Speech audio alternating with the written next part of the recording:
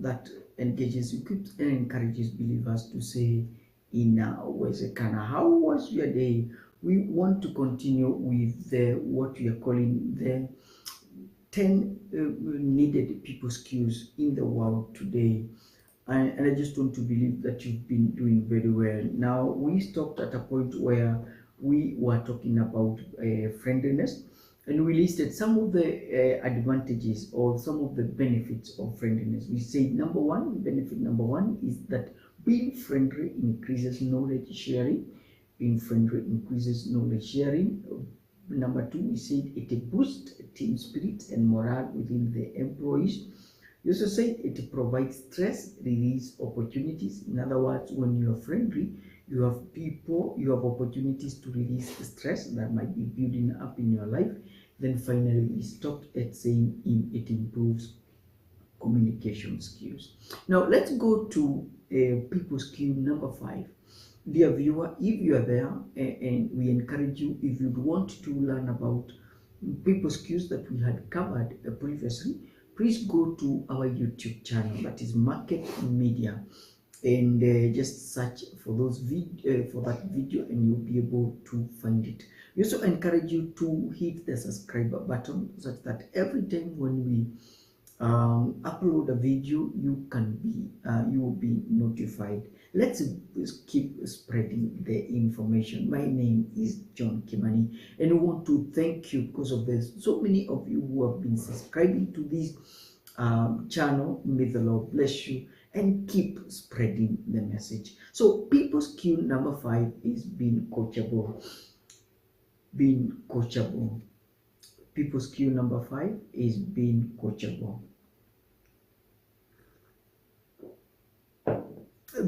We are saying this is an ongoing task throughout the career.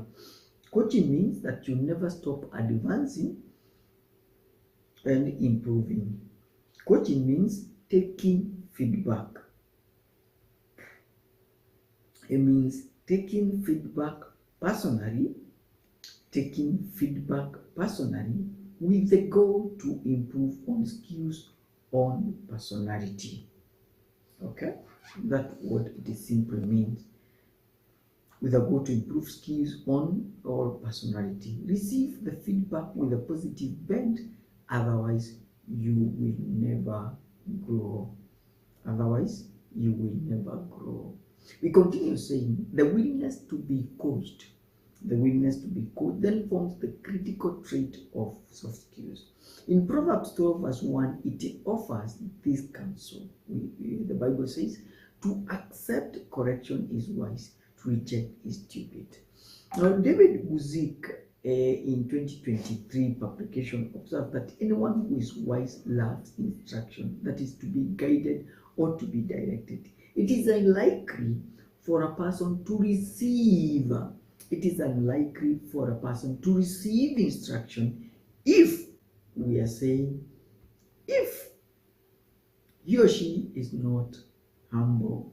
Stupidity, according to the author, then is unwillingness to accept guidance. When one rejects liberation, he can't find solution. Such a person is likened to Nabal, who would hear nothing. He is like a mule or a horse which lacks understanding. Such a person is an enemy. To himself and his own happiness. And so that's what we are saying, that somebody who lacks that ability to be coached, to be directed, is simply a fool. Wise people are willing to sit down under a mentor and be given instruction and be able to be given direction. They're willing to be given a roadmap, a strategic plan. They are willing to be guided on whether they should do this or they should do the other thing. And so it is very important for us to be guided. So soft skill number 5, or people skill number 5, is being coachable. People skill number 6 is adaptability. People skill number 6 is adaptability. Now, Zoe Copran, again in 2023, offers the following insights about this important skill. We are saying it is among the top 5. It is among the top 5 soft skills that employers were looking for last year. The world is coming, that time was the time when the world was coming from what we call COVID 2022. COVID-19. Okay. Now, number 2, we can say adaptability means one can easily adjust. It means one can easily adjust. One can easily adjust to changing circumstances. One is able to maintain. I need you to underline that word. One is able to maintain sanity despite changing environment. Okay. So when we talk about that you are adaptable, it simply means that you are able to maintain sanity despite the changing environment. Number 3, we can say somebody who is adjustable or somebody with adaptability is somebody with the following traits. Number 1, critical thinking. Anybody who is adjustable, who is willing to adapt, is somebody we are saying who have critical thinking. That is the ability to assess a situation, consider the outcomes, and come out with the best course of action. So somebody with that is somebody we are saying with the critical skills is somebody with growth mindset. Okay. Growth mindset, that is a firm belief that one can always learn more and even improve. Okay, so critical thinking, growth mindset. Number 3 is somebody with resilience. Okay, somebody with resilience, that is ability to bounce back from misstep or from failure. That is somebody with resilience. And again, is somebody with a responsive feedback. That is somebody who is able to reason and be able to process that which he has listened to and be able to implement feedback. So anybody who has what we call has adaptability skill is somebody we have said who have a critical thinking, is able to assess situation, consider outcome, and be able to come up with the best outcome. Then he has what we call growth mindset. In other words, he is able to feel that I need to improve. I need to have a kind of a attitude. And then number 3, we've said, is somebody with a resilience, that even when he falls back, is able to come out standing even more stronger, having learned from the experience. Then is somebody who is responsive, who has a responsive feedback. That means he is able to reason and is able to process the feedback and be able to implement that which you have learned. Okay, very, very interesting. Somebody with adjustable mindset. That's what you are calling people skill number 6. People skill number 7 is creativity. People skill number 7 is creativity. This is Marketplace Media, an online platform that engages, equips, and encourages believers to say inawezekana. I'm your host, John Kimani. It's my prayer that you have been blessed. And why don't you grow the channel such that every time when we upload the video, you'll be notified? Why don't you tell people of the joys and the blessings that you are leaping from here? Hit that subscribe button and share this message to your friends. Share that link so that we can grow this channel together. Now, creativity is people skill number 7. This is a huge asset in any workplace. This is the ability we are saying, or this is the ability of finding new. This is the ability of finding new, improved ways to do anything. This is according to David G. Schwartz in The Magic of Thinking Big. Why are most people not creative? We are wondering. The answer is very simple: fear. You are asking why people are not creative, and the answer is very simple, with the 4-lettered word: fear. In life, both creative people must conquer the following types of fears. Therefore, fear number 1 is fear of failure. Fear of failure. Okay? Fear of failure. You must remember something, that success, there is something that Winston Churchill once said. He says success it consists of going from failure to failure without loss of enthusiasm. That is what we call a success.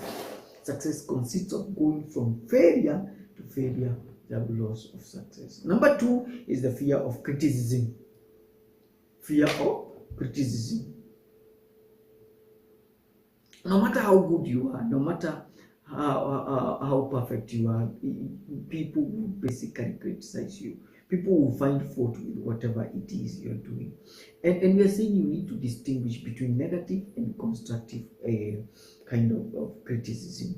We are saying take constructive criticism and use it to improve your idea, because it will make your idea to come out well. But again, we are saying learn to pick criticism from someone who knows nothing about you. And I would encourage you to listen to this advice. Don't lose strength in fighting stupidity. Okay. Fear number 3 that actually stifles creativity is not only fear of criticism and fear of failure, but again the fear of taking risk. When you are faced with a certainty, that is, we are not very sure of the outcome or the possibility of losing money or lack of experience in a new venture, what do? We cower in the comfort zone. We cover into comfort zone. And somebody called Vincent van Gogh once asked, what would life be if we had the courage? We have no courage to attempt anything. There's no easy of managing risk, but creative people who spread their wings and fly. Okay? There is so much joy in trying something and failing than failing to start. When you start and fail, listen to this, you learn, you become the teacher.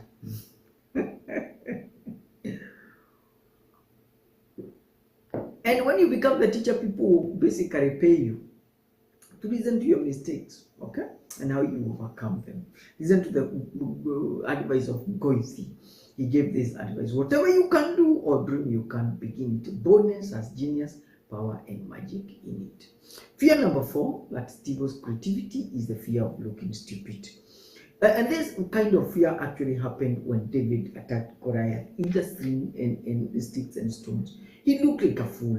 Everybody thought he is a fool. And Goliath challenged him by saying, "Do you think I'm a dog that you come to me with a stick?" He said he cast his gods' names. You know, he used to curse. He cursed David. And he said this because he despised David and his funny military piece. Most of us have failed to implement an idea into our business, write books, sing that song, dance that type, because we are afraid of looking stupid. Now, this is something that I've learned in life.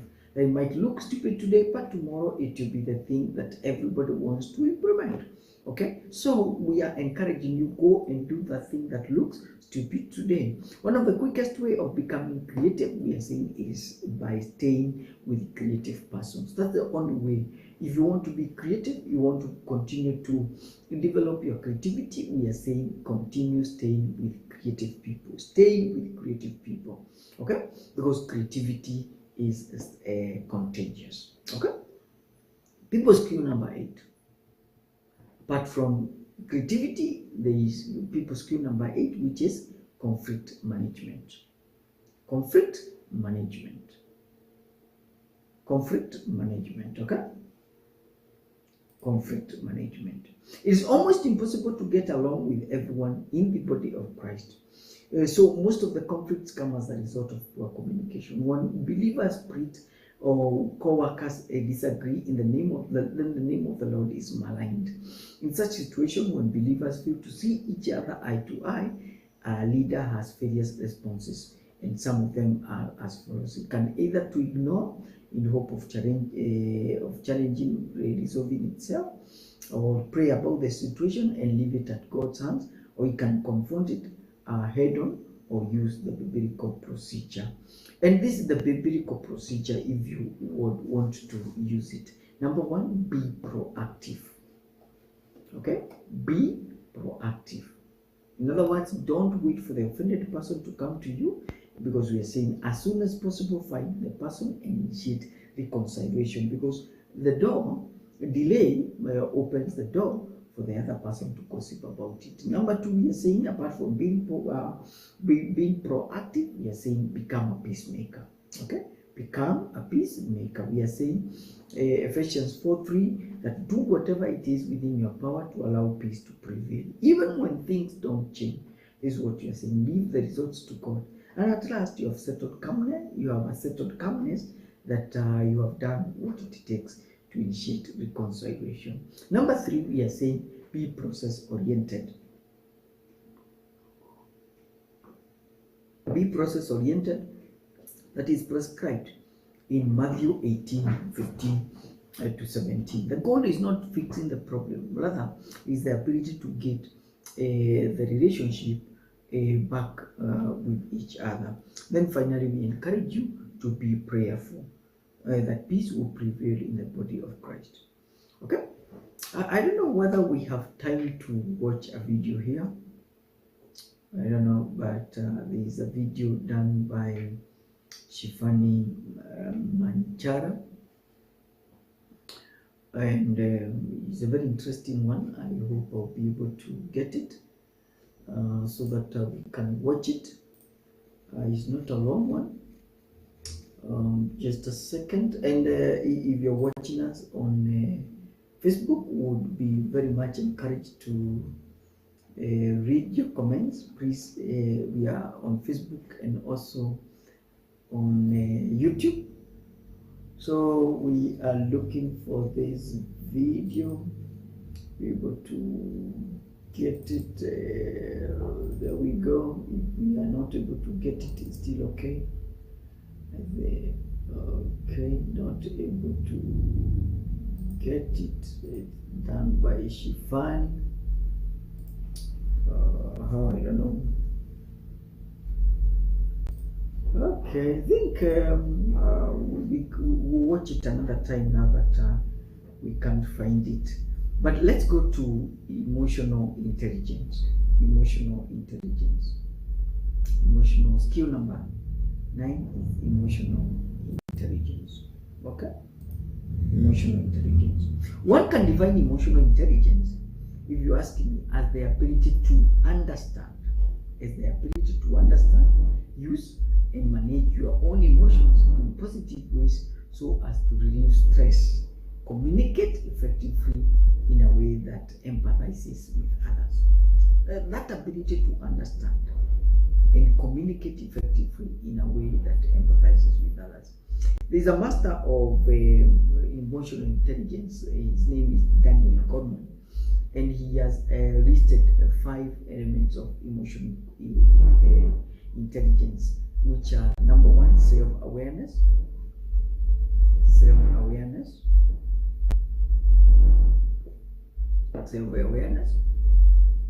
Okay. Number 2 is self-regulation. Self-awareness is when you are able to look honestly at yourself and you're able to know both your weaknesses and strengths, your potentials, your opportunities, your risk. When you have self-awareness, that's what we are talking about. The second thing is self-regulation, and we are simply saying a person with emotional intelligence is able to control impulses and don't allow them to control him. Like somebody with emotional intelligence is able to control jealousy, is able to control anger. That means somebody with emotional intelligence is not impulsive, is not careless, cannot be able to make careless decisions. Somebody with emotional intelligence, again, is somebody with motivation. When we are saying when you have emotional intelligence, then you are able to retain high energy, and that's productive. And you're able to defer immediate results for long-term success. That means you can be able to you're able to delay gratification so that you're able to reap later. You don't succumb to the pay now and buy now, pay later. But actually what you do is that you save today so that you can buy later. And then the whole issue of empathy is the fourth thing. Somebody with emotional intelligence actually possesses the ability to identify. You're able to put yourself into others' shoes and you're able to feel what they are feeling. That means you're sensitive to their needs. And even when viewpoints don't agree with you, even when they don't they don't see things the way you are seeing them, they are able to understand. And even when they offer their rebuttal, they do it with a lot of understanding. Then finally, emotional intelligent people is that they possess social skills. Social capital is something that is characterizes people with emotional intelligence. When you're saying these are likable people, these are likable people because they love teamwork. They want to work with people. Okay, very interesting. That is emotional intelligence, and it's something that is actually required. When you see people who disagree, yet they cannot be able to see each other to eye to eye, or they are not able to pick, they are highly impulsive. It simply means they have not developed in their emotional intelligence. And you, as a leader, the only way you can be able to develop emotional intelligence is when you are connected to God and when you allow the Holy Spirit to control you. You see, Jesus Christ, because he excelled in emotional intelligence, that's why when his disciples were running helter-skelter, screaming at the top of their voices when the storm was threatening to break the boat, Jesus Christ was actually sleeping, because he had emotional intelligence. Emotional intelligence is something that is required, more especially within Kenyan politics, because even when you see your opponent is gaining more on you, you don't insult them and speak ill about them. And even when opponents speak ill about you, because you are emotionally intelligent, you don't give them a rebuttal that is inciting, that is insulting. Okay, soft skill number 10 is problem solving skills. Problem solving skills.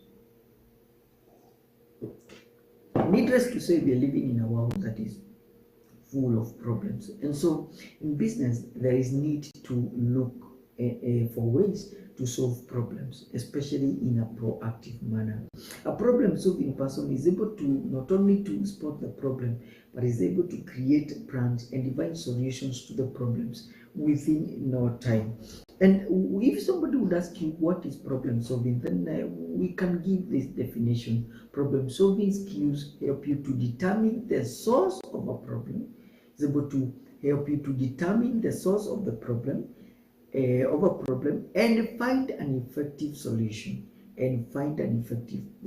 So it is the ability to point out the source of the problem and be able to offer an effective solution, not any solution, but an effective solution, a workable solution. It therefore means that the problem solving requires 4 critical skills, namely, number 1, critical thinking.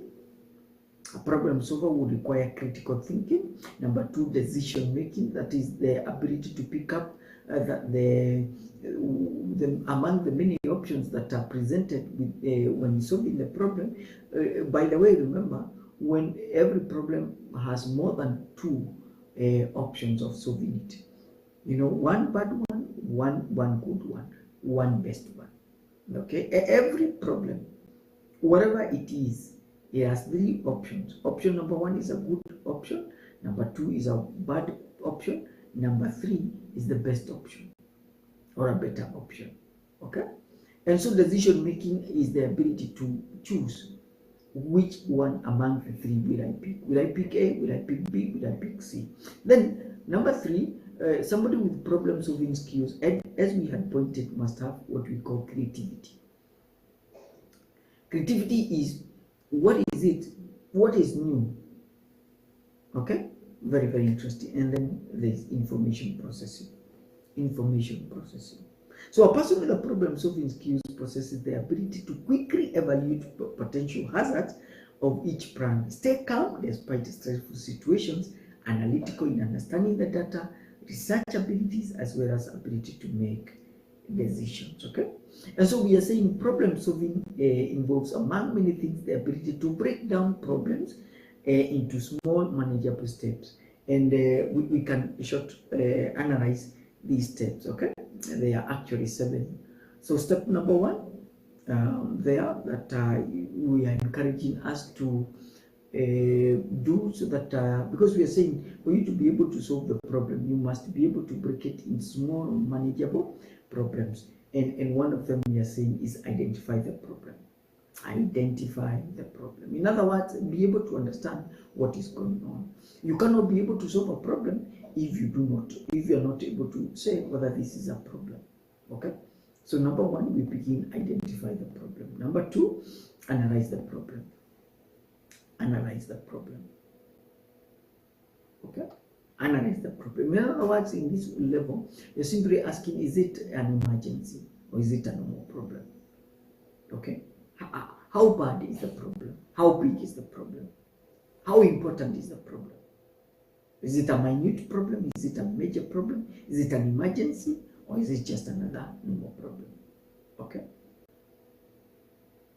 And when you are able to analyze the problem, it just gives you arrive at a situation where you know whether you're going to solve that problem immediately or who is best placed to solve the problem. Number three, describe the problem.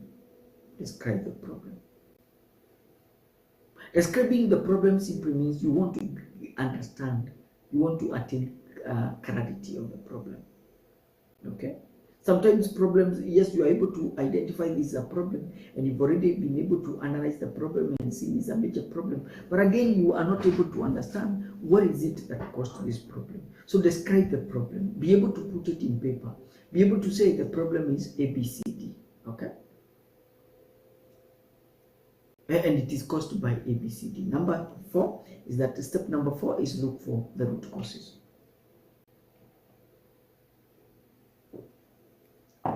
Look for root causes.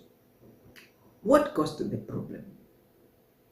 Who is responsible for this problem? You're simply asking, you want to understand what made this problem to be there in the first place. Remember, for problems to show up, there must be a person who caused it. There must be root causes. Either if a machine broke down, then it must have been maybe somebody did not service it when it was due, or somebody misused it. Okay? Or maybe it was subjected to strenuous work or wrong work that it should not have done. Do you understand? So look for root problem. What must have caused this problem? We need to say, when you're looking for the root causes, you're not simply looking for someone to blame. No, you simply want to understand such that you can be able to fix the problem. You need to fix the problem from the root problems. You don't want to treat a problem from the superficial level. Otherwise, if you treat it from a superficial level, you can be sure that the problem will continue persisting, and this time it will be more dangerous. If you don't treat the toothache problem from the root problem, you can be sure if you apply a cosmetic kind of a solution, then you are very sure that that problem will keep on persisting, and next time when it shows up, it will be more terrible. Number five, we are saying develop alternate solutions. In other words, develop more solutions, not only one, but possible solutions towards the problem. Maybe one will be, if you go back to a tooth problem, maybe one will be uproot it. Other one maybe give it, take a painkiller. Another one maybe would be brushing. Those are alternates. You remember they said there are so many ways of killing a cat.